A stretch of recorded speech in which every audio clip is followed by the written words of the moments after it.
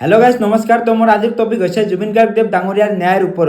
तो खुनानिर पिছত खुनानिर पिছত खुनानी आज 4 माह कमप्लीट कर 5 माहते भरी दिबलै हल, किन्तु एতিয়াও खुनानिये चलि আছে। एक उचित तदন্ত এতিয়ালৈকে কোনো পোৱা নাই। खुनानी माने सिद्धार्थर जेहेतु डिस्चार्ज फाइल কৰিছিলে যোৱাবাৰ আৰু তাৰ অবজেকশন হৈছে কিন্তু শুনানি অহাবাৰহে হ'ব। আকৌ সিদ্ধাৰ্থ শেখৰজ্যোতি গোস্বামী আজি পুনৰবাৰ ডিসচাৰ্জ পিটিশন দিছে, গতিকে সেইখিনিও 16 তাৰিখে অহা ডেট আছে তাত হ'ব। আৰু আমি বাৰে বাৰে বিশেষ আদালতখনৰ কথা কৈ আছো, এখন নহলে নহব।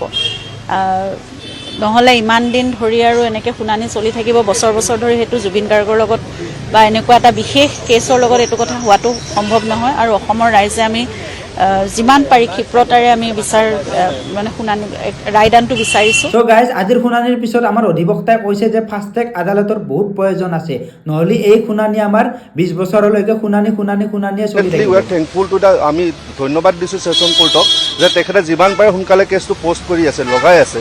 কিন্তু এনেকৈ নহ'ব। এখন যদি ডেডিকেটেড কোৰ্ট নাথাকে তেতিয়া কিন্তু অসমবাসী ৰাইজে বহু যুগ ৰ'ব লাগিব এই কেছটো আৰামছে লাগিব, 20 বছৰ আৰামছে লাগিব। মই শেষত আকৌ এবাৰ কওঁ যে জাষ্টিছ ফৰ জুবিন গাৰ্গ। আৰু মোৰ সকলোলৈ বিনম্ৰ এইটোৱে অনুৰোধ যে সকলোৱে জুবিন গাৰ্গ দেৱৰ হকে আকৌ এবাৰ ওলাই আহক আৰু মাত মাতক আৰু সকলোৱে লিখক জাষ্টিছ ফৰ জুবিন গাৰ্গ।